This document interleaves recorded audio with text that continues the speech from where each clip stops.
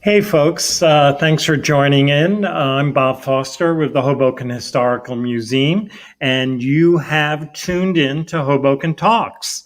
Obviously, you're getting this live either on Facebook, YouTube, or Twitter, and we're broadcasting here from the upper gallery.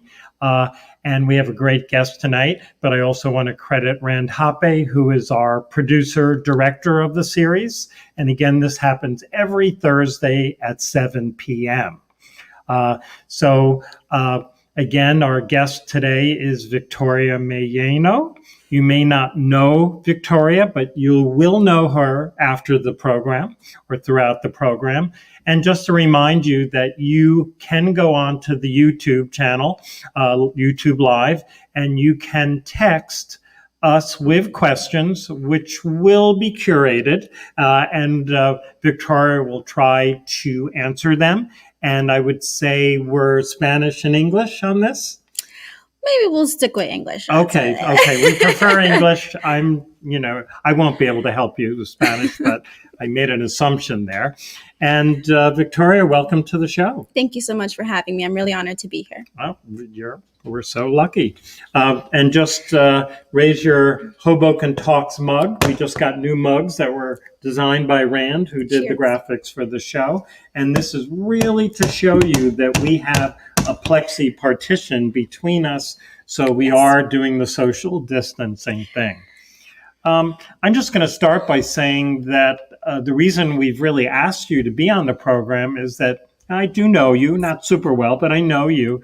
And I will say that you are in the spectrum of ages of people I meet and people who've been on the show. You are in the younger set.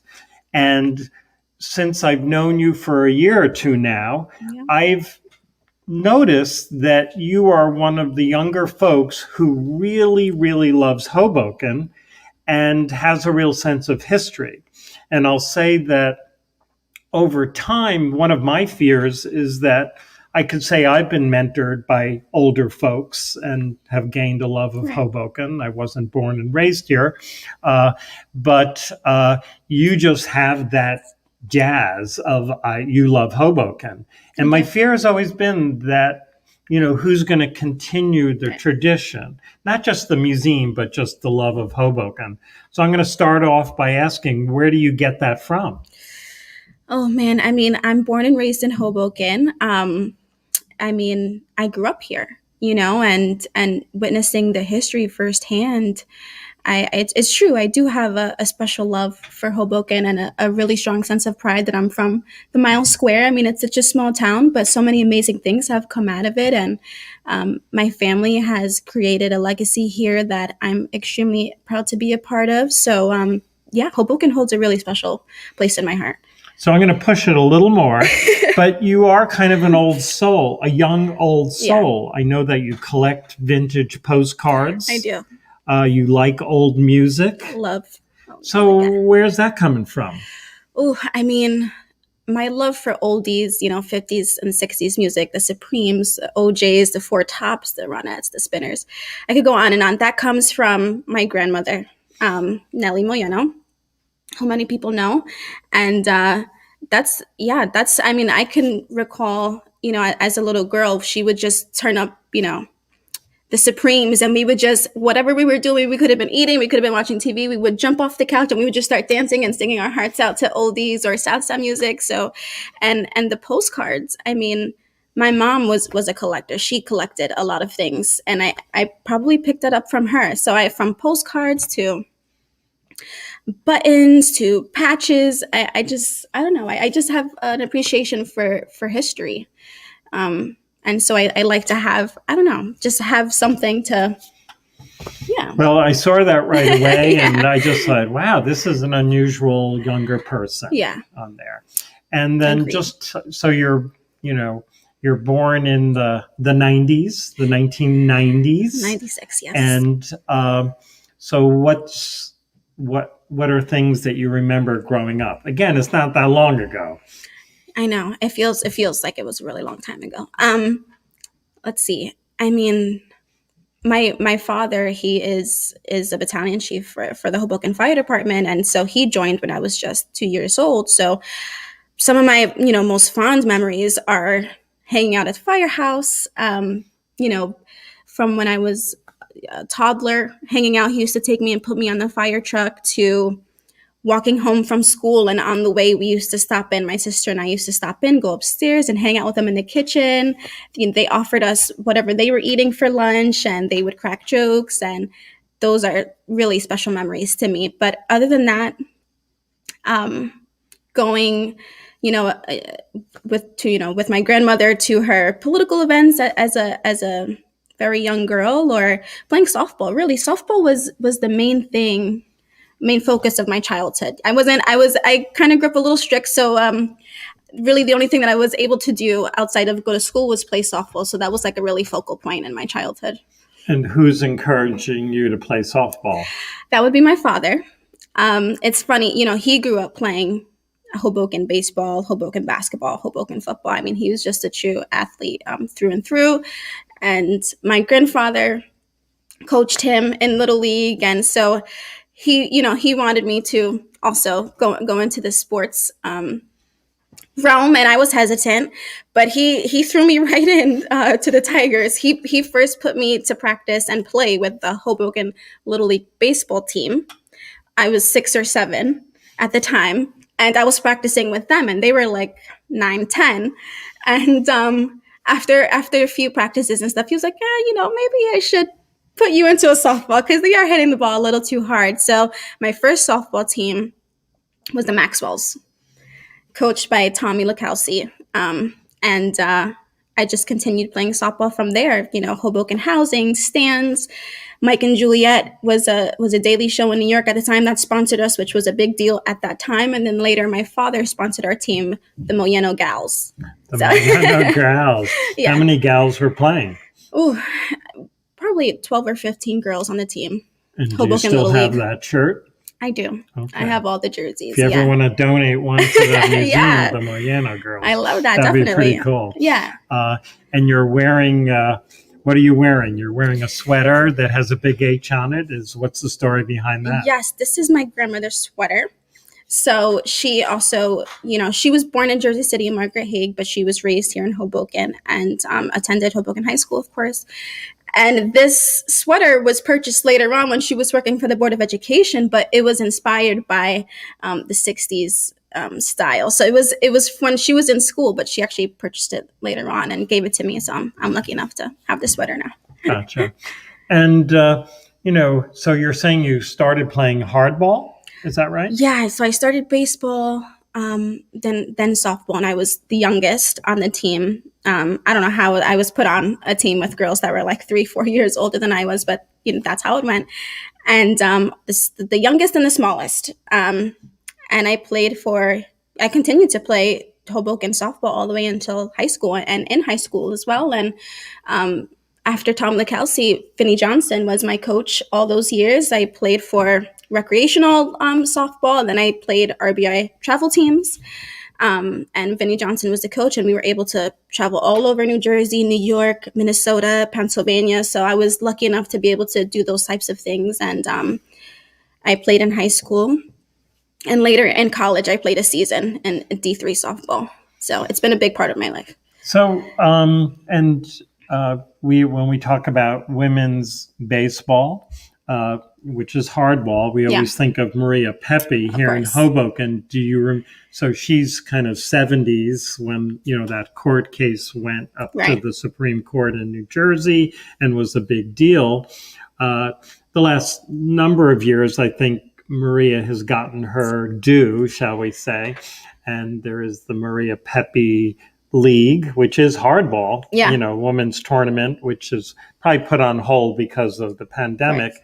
But do you remember stories about her? Would you meet her? Or? Oh my gosh. So I learned about her later in life, and I look at her like a hero. She's a legend. She is.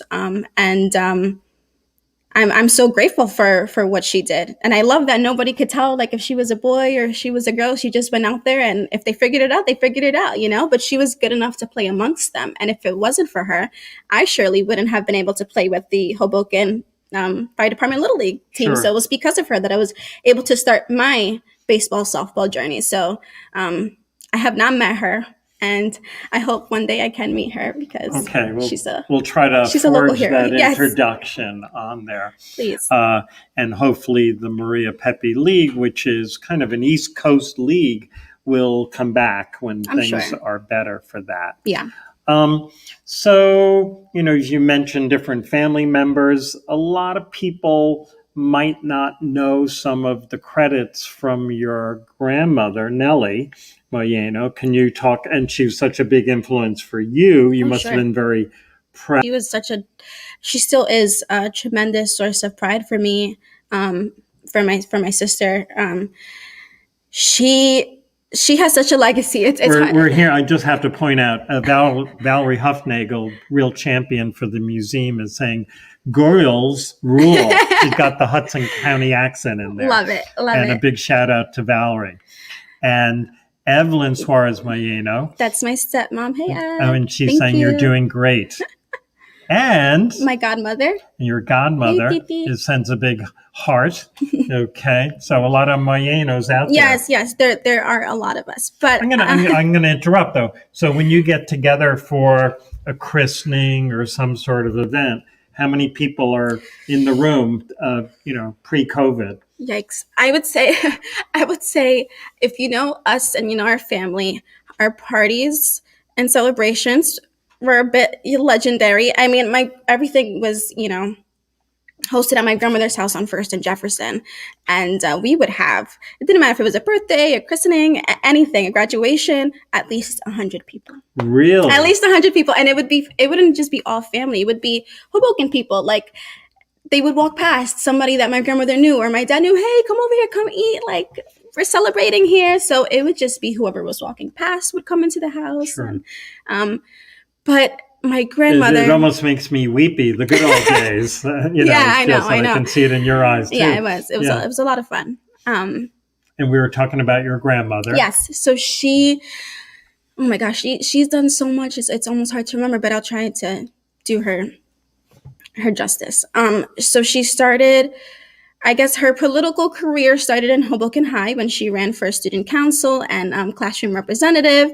And she never had aspirations to become, a politician or, any leading figure in the community. But that's what she found herself doing later in life. And she first started off as the head of Hispanic and Minority Affairs for the city of Hoboken and created a bit of a reputation for herself there. And then was later and created a rapport with the constituents, and from there she was asked. I'm skipping ahead. I'm sorry, Nana, but she skipped ahead, and they asked her to run for a city council, and so she did, and she was on the city council and then became councilwoman at large for 8 years, and then her last 2 terms she ran for council president. And won, and so she made history as Hoboken's first Latina council president. Sure. So. And I'm trying to remember what she might have bridged a couple administrations, but would be Russo. Yeah. Okay. So it's late 80s, 2 90s. Terms for him, I think. Yeah. Right. Oh, cool. Excellent. Yeah. It has been amazing. I walk around town and I get to see her name on plaques. Like her administration was responsible for the skate park behind the multi-service center. And so there's a plaque there and it says Council President Nellie Moyeno and other projects like furthering the development of the piers. And so she has a plaque right behind Blue Eyes restaurant there. Sounds like we should have her on. I know, right? You should come on. She would never. But no, it's been amazing. Louis Moyeno was saying 1993 to 2001. Thank you for that. So that's a good run. Yes. It's a good run. Thank you. Yes. And after that, she continued to work for the city. She also loves Hoboken very much, and she worked for the Hoboken Board of Education until she retired, first in a program called the Even Start in Hoboken High School, which was targeted to assist pregnant teenagers and make sure that they had the resources that they needed. And then later became a parent and community organizer for the Board of Education, and she was based out of Brent School. So she did that until she retired. Wow, that's a lot of ties to the community for sure. Yeah. And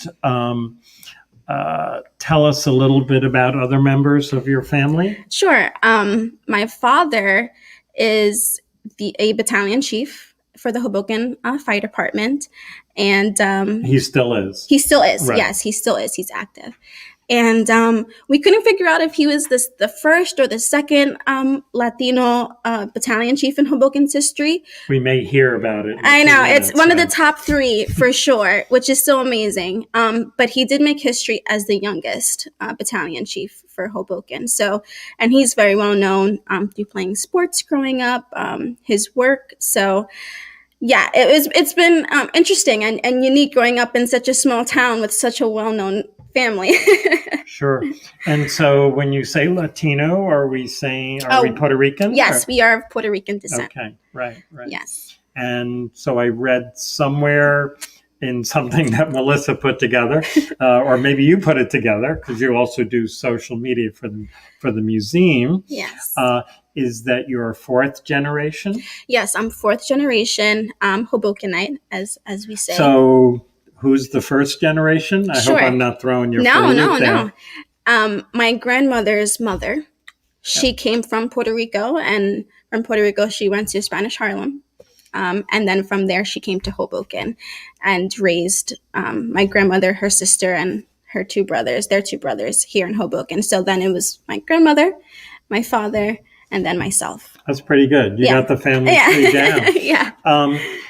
So, getting into sort of Puerto Rican heritage, a lot of people forget that Puerto Rico is part of the United States. Right? It's true. And the Hoboken Puerto Rican population, you could say, was very strong in the 1970s and previous. But as we move into the 80s, gentrification, you could say, if you look at the census, it's going down big time. Right. So how do you think your family has such longevity here? Man, I mean, I think it would be because of the early roots that they set down. My father joining the department at such a young age. I mean, he could retire in 2 years, I think it is. Right. He started so early, and then really my grandmother setting roots here. And we should reference that Nellie is tuning in.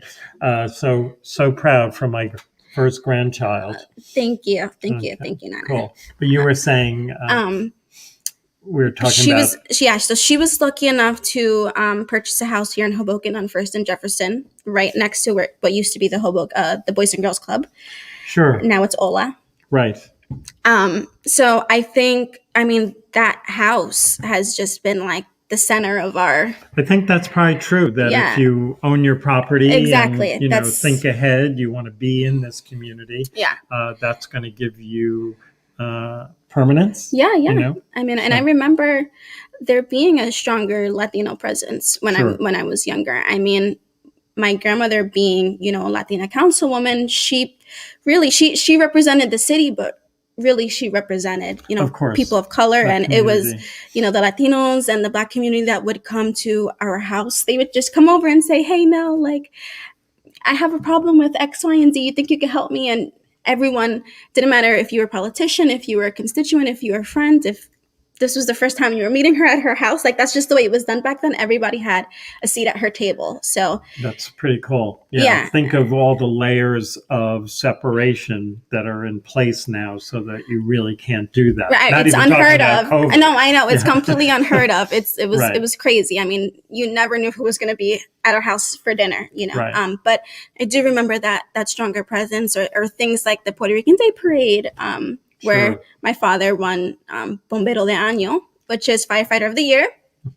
And my grandmother was involved in those parades and things like that no longer exist. It's a little sad. Yeah, it is. It is. Right. And let's see, we do have some pictures which we may have covered, the people, but we might as well bring up some shots.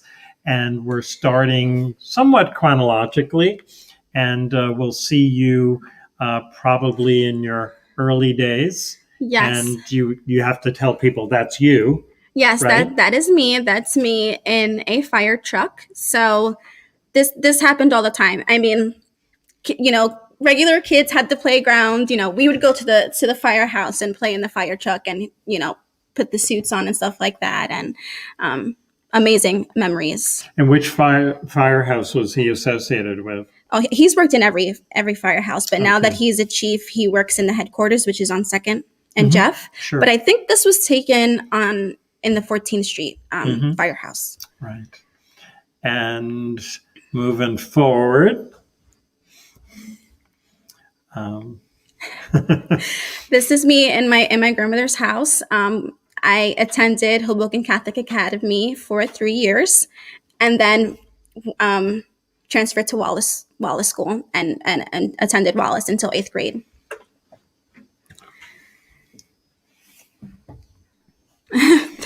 This is me kicking back, trying to read a book, which I love doing now. And I write for a living, so it makes sense that I would be interested in books talk at a that little time. bit about your employment, your writing. Sure. So I am currently the editorial assistant for HobokenGirl.com, which is an online publication based out of Hoboken, and the website features and highlights people in the community, local businesses, lifestyle topics, things to do, history, everything that makes Hoboken, Jersey City, Hudson County so amazing. And I would think, that's a great job in the sense of connecting with the community. People, it gives you a cachet into that world. It gives you kind of power.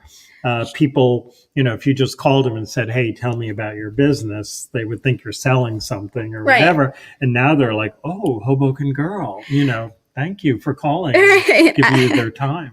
I will say Jen Tribuca, the founder of Hoboken Girl, did a really amazing job of creating a platform that local businesses and people want to be a part of. And so I'm honored to just be a part of the platform and be able to help elevate those voices and those businesses. I'll say she made a very smart decision in hiring you because you as you've described your background, it's perfect. Yeah, and it's funny. I always felt that I was involved in the community and I knew a lot of people, but it wasn't until, I started this job that I really began to be involved in the community and really meet people and learn their stories and businesses. It pushed me even further into the community, which it's my favorite part because, as you said, I love this city. Meet people. Yeah. And I'm sure you get thrown like an assignment. You're going, oh, really? Is this that interesting? And then you get into the history, you meet the person, you see it through their point of view, and it sort of changes your perspective. Sure. I will say, yeah, I think one of my favorite topics to cover are people.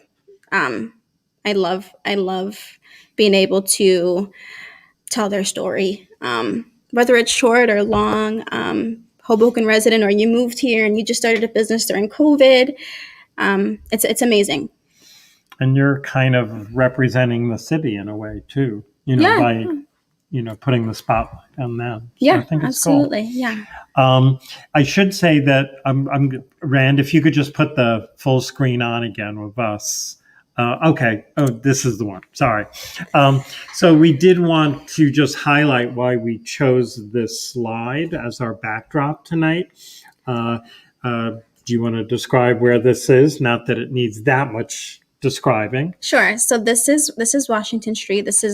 We're looking up at 11th and Washington during the Memorial Day Parade. And I used to perform at the Memorial Day parades, St. Patrick's Day parade, Ragamuffin parades, when I was a part of the Hoboken Rock and Red Wings band. Okay. And I joined when I was in grammar school. They had just started a program where they were reaching out to the younger students so that we can grow together. And I was 11 or 12, and He came to present the instruments, and I signed up for what I thought was the clarinet and ended up signing up for the trumpet, which turned out great because I loved playing the trumpet and it suited me better. But through that, I was able to perform at city ceremonies, all of the Hoboken High School sports games. That was really fun too. And fun fact, I never knew how to read the notes. So I played by watching my instructors play and memorized what they were doing and learned that I think way. a lot of people do that with singing, with, Exactly. other performance, because still reading music is a mystery. I know, quite get it's tricky. Yeah, It's tricky. sure. And so that's the huge American flag that's hung by the two ladder trucks. Yes. And I will talk about them later, but I always associate it with Billy Bergen, who's not with us anymore. But to me, that's one of the great symbols, that parade and the use of that flag. I've never seen anyone fly a flag like that.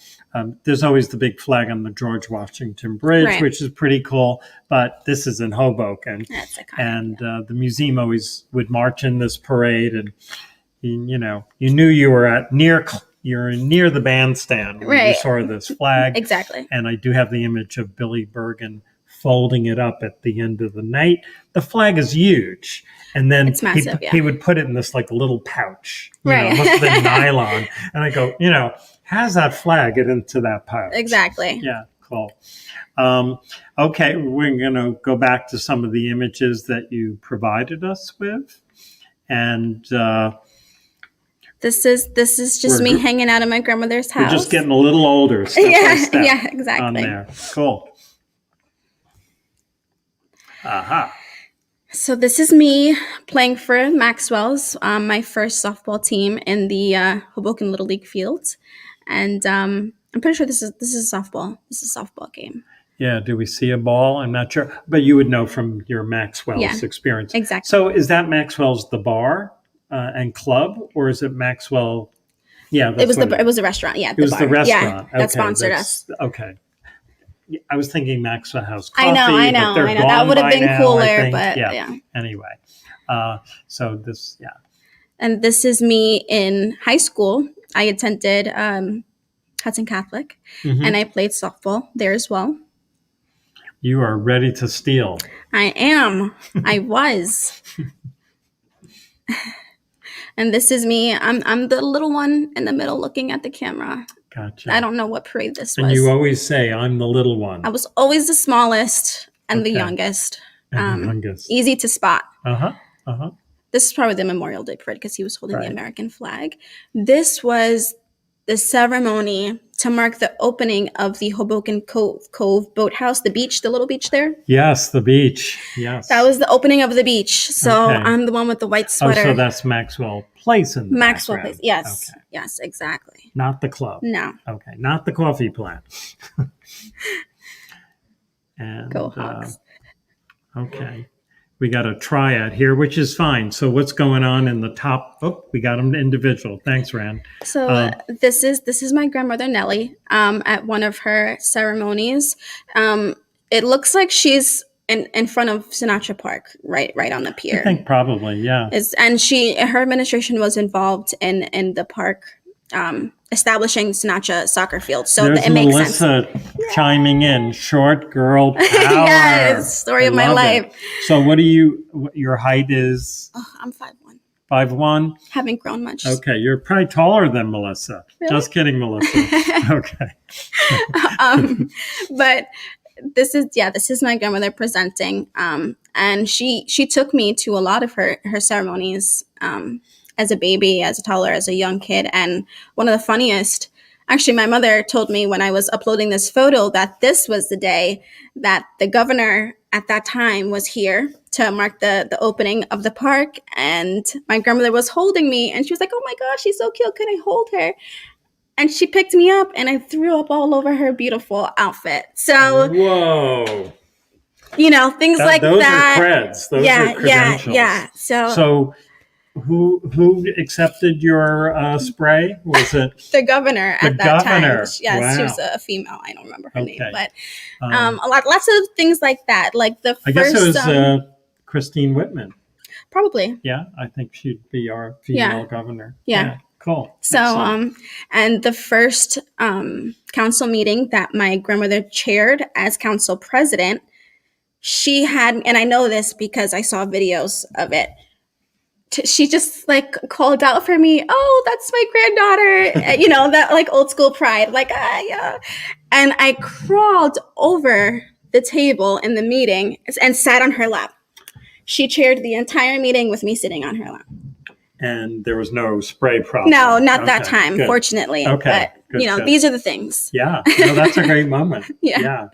You could be the youngest person to, help preside at a city council meeting. Definitely. I'm going to have to look into that. Yeah.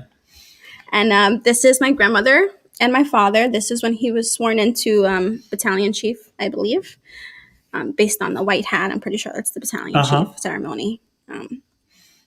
In City Hall. And this is a photo of myself with my parents, my mother Jacqueline, who was born in Hoboken but raised in Jersey City, and my father. This was my kindergarten graduation at Hoboken Catholic Academy. So again, this is you. That's me in the middle, yes. Yes, got it. That's me. Got it. Very cool. Very cool. And there were probably about 50 relatives in the audience. Oh, I'm sure. Yeah. I'm sure. Okay. Half the gymnasium is. Right. So here's a more contemporary photo, and I guess we could use it as kind of an entree to discuss your strong social justice, and you're willing to participate in different political rallies and events. Can you talk a little bit about that? Sure. This is the Black Lives Matter protest that took place in Hoboken, the first one to take place in Hoboken, where I saw you. And my mother accompanied me, but we ran into a lot of people that we knew there, and we all marched together. It was the solidarity.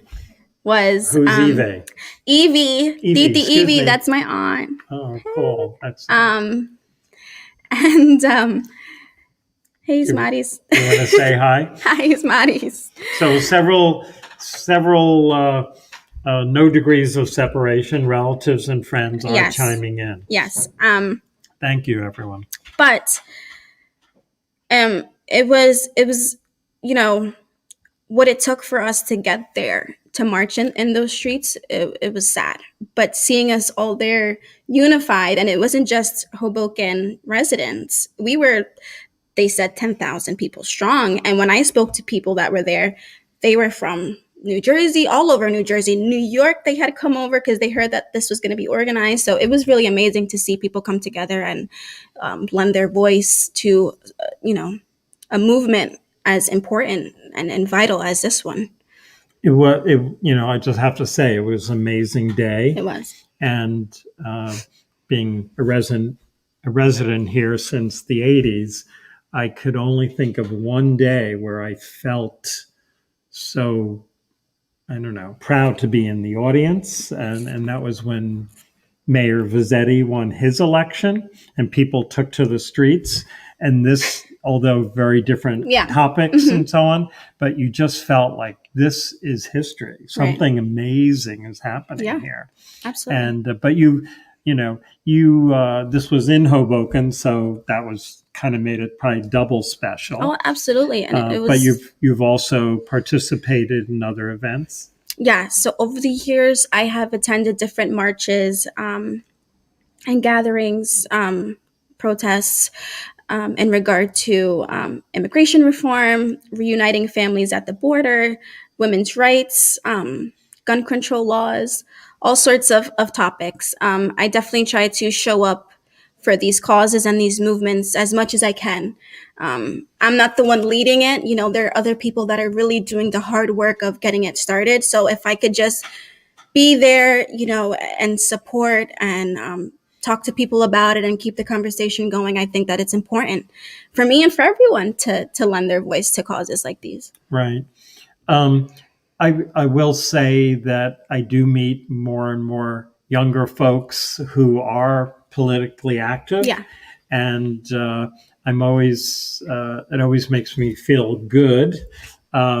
And that particular day, I do remember seeing you. I think I was more documenting than participating in a way, but I was there and it was exhilarating. Yeah. But what was really cool when I saw you, it was you were with your mom. Yes. And I just thought, how many people are here, mother and daughter? Right. And of course, I have to say, your mom looked so young. I thought I had never met her. Did you hear that?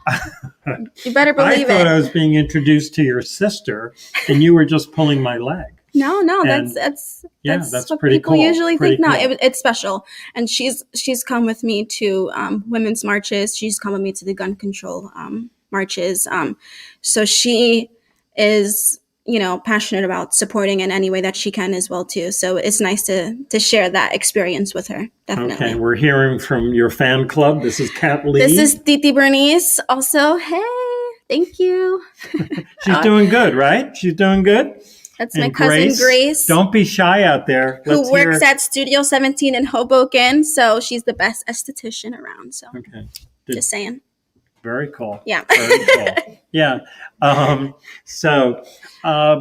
don't know, other things you want to share with us that when you're sort of thinking about this and worrying about it, although you're doing great, that other topics you might have wanted to share with us?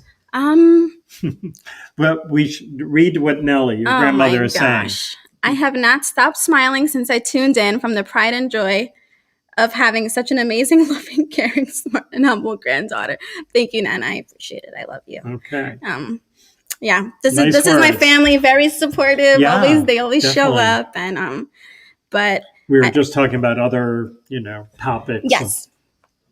I don't know. I think growing up in Hoboken, I think is such a special thing. A lot of the kids try to describe that. I mean, we sort of. I didn't grow up in Hoboken, so I don't quite fit in that camp. But there is this thing like Hoboken is the center of the world, which obviously isn't true. But there's a certain pride. I mean, you're part of that, and so we're talk about it more. What's so important about Hoboken? Sure. I mean, like kids nowadays are never going to be able to go to the Blockbuster on Washington Street to like pick out a movie. But it was cool. Or like going to the Macy's studio to see the floats before the Thanksgiving Day parade. Like that was cool. Right. That's not here anymore. Or just, it's funny. So I guess I'm going to push it and say, what's cool now? I mean, take out COVID because that's not cool. And we are being challenged. Right. But what do you think is going to be cool in the future? Hoboken now is known for its amazing restaurant and nightlife. I mean, that's like, it's amazing. But I will say I do miss there being more mom and pop shops, more businesses run by people that I knew or my family knew. Now we have like big box. You're sounding like an old grumpy person. I know. I'm teasing. But yeah, I agree with that. Yeah, and little things like some funny memories. When I was in Mama's school, this is grammar school, elementary school, 4th, 5th grade, my father used to drive past when I got out of school. He would be working. He used to drive past in the fire truck, take the microphone, and say, Victoria Moyeno, this is your father speaking. And I used to go running, jetting, like to hide underneath the slide. Anything that I could hide under, I would go because the entire school would be outside. And the microphone was so loud. I mean, these are the things. But, I mean, it's funny now. Story. Yeah. Growing up, I was mortified. Everybody knew who I was, even if I didn't meet them, because I look so much like my father, and he's so well known, and my grandmother's so well known. So when I would just be grabbing an ice cream with my friends, they would be like, "Are you Nelly Moyeno's granddaughter? Are you Luis Moyeno's daughter? Because you look just like him." And I was like, yeah. And they're like, "Oh, I know them from so and so." So I was constantly recognized. I still am. People knew who I was right away. And then, I would get a phone call. I was allowed to hang out for like 3 hours or something after school, and I would get a phone call from my dad. "Oh, so I heard you on 3rd and Willow. because they would call him and, oh, I just saw your daughter hanging out, and just so you know. So, I mean, it was interesting. It was fun though, being able to grow up in a small town with deep family roots. I appreciate it a lot. And you're very comfortable here too, I think, right? Oh yeah. It's your town. Exactly. I do feel like it's my town. I spent a lot of time in Jersey City too with my mother, but Hoboken is home. I travel, and I've been to different places like Thailand or. Here's Bill Curran, who's here at the museum. Said he loves the backdrop. Okay, cool. Yeah. Cool. And but I can't wait to come back to Hoboken. I'll go on vacation to the most beautiful place. Oh my God, I want to. And have you been to Puerto Rico much? Oh yeah. As a child, and pre-COVID, I went actually right before Hurricane Maria hit the island and devastated the island. I had just been there with my family, so my great grandmother, who it was the first Hobokenite, still has a house out there, and so we were lucky enough to visit it. And show her and bring her back to her little town in Puerto Rico. Oh, cool. Yeah. And what's that like, Puerto Rico? Like, you didn't grow up there really, but you hear stories and you have the cultural connection. There's the food. There's yeah. I mean, I didn't grow up in Puerto Rico. I grew up visiting, but my entire family on both sides are so proud to be Puerto Rican. Of our heritage. I mean, it's such a stunning island with so much culture and so much history, from the food to the music to the people.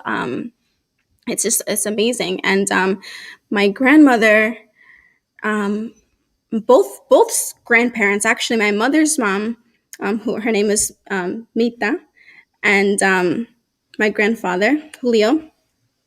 He grew up in the mountains of Puerto Rico, where there was like no running water. Right, it's the country. Exactly. Yeah. I mean, my grandmother grew up in San Juan, and then you have my great grandmother who has a house in Rio Grande, and all of these cities are not developed cities, especially not when they were growing up there. So, they all four of them came from very humble beginnings and made their way here. My other set of grandparents also went to New York first, then to Jersey City.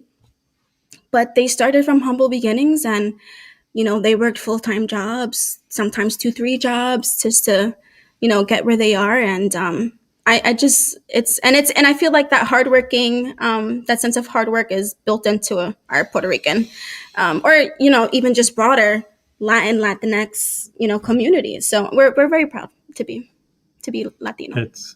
I don't hear enough about it. Yeah. So that's great to hear your perspective. And then, so you spent a lot of time in schooling in Hoboken. Your college was at NJCU. Yes. So I graduated from Wallace School 8th grade, which was really fun. I participated in all of the plays and the annual Puerto Rican Day assembly, which was like, didn't matter who you were or what grade you're in, that was like the best day of the school, because you didn't have to do any, you weren't in classes, and there are performances all day, and I performed 2 or 3 dances every year. So, and I ran for student council when I was in, 6th or 7th grade. Sounds familiar. I know. Yeah. And what's funny is she wrote my speech to present to yes, she wrote my speech, or she helped me write the speech. Yeah, she wrote the speech. She assisted. Yeah, sure. But what's funny is that I ran for secretary, and everyone else's speeches were like, the other kids were like really short, they talked about themselves, whatever. And my grandma's like, no, there's a certain way to do this. You need to. So she held me up there. I was so nervous. She was like, I would like to thank the school administration and the student body for being here today, and like very formal. I'll never forget.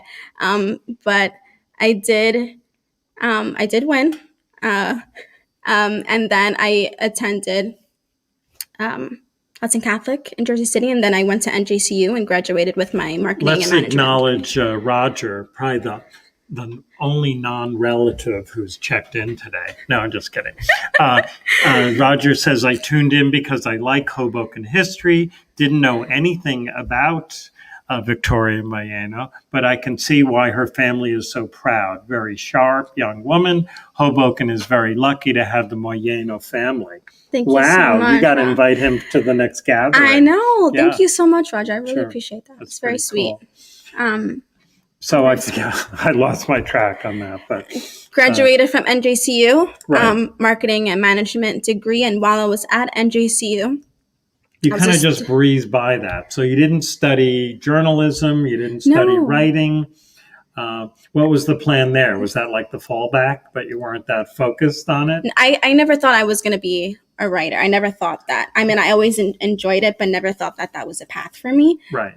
So I did the safe thing, the smart thing, and graduated with a business administration, management, and marketing, just because I could take that into any field. But I transferred in to NJCU from a college in New York that I attended straight out of high school called the Laboratory Institute of Merchandising, which was a business fashion school. So I originally thought I was going to be in the fashion industry. I was pursuing a management degree there as well, but and I learned a lot there. But I ended up, switching to NJCU just because I thought that, a management degree from NJCU, I'll probably learn more about the industry as a whole rather than just fashion. But I did continue to work in the fashion industry after as a stylist assistant. And I was fortunate enough to work on a movie set that was shot in Hoboken for big magazines like Vogue Portugal and a French magazine called L'Officiel. And I was able to work with celebrities like Charlie Puth. I don't know if you know who that is. Well, no, but it's okay. A pop star. I'm impressed. And Miss Lauryn Hill. I don't know if you know who that is. I thought it was a wine, but oh my gosh. Right, okay. Miss Lauryn Hill, and I was able to travel to Canada with her for a show that she was doing over there. And I got the phone call the night before the morning that we needed to leave, like, hey, we need help. Can you come and we'll book your flight and everything. Just we need, extra hands. And I flew with her to Canada, stood the night, and then flew back after. So the fashion industry has been a lot of fun. But aside from that, I also was a student ambassador for my first school, LIM, and then at NJCU for a while. And I also worked at business offices in Hoboken. I worked in a boutique on 5th and Washington called Door to Door. So I always kind of kept it local, Right. But I think you're a good ambassador for Hoboken. So, I think you're in a good place. And it's going to be interesting to see your career. Yeah, I think so. I think so. Sure. I don't know where it's going. That's right. But we'll see. Yes. But I hope I can, live up to what you're saying as the future of Hoboken. Don't even. I hope. Don't even do that. Also mentioning that you do social media for the museum. Yes. Okay.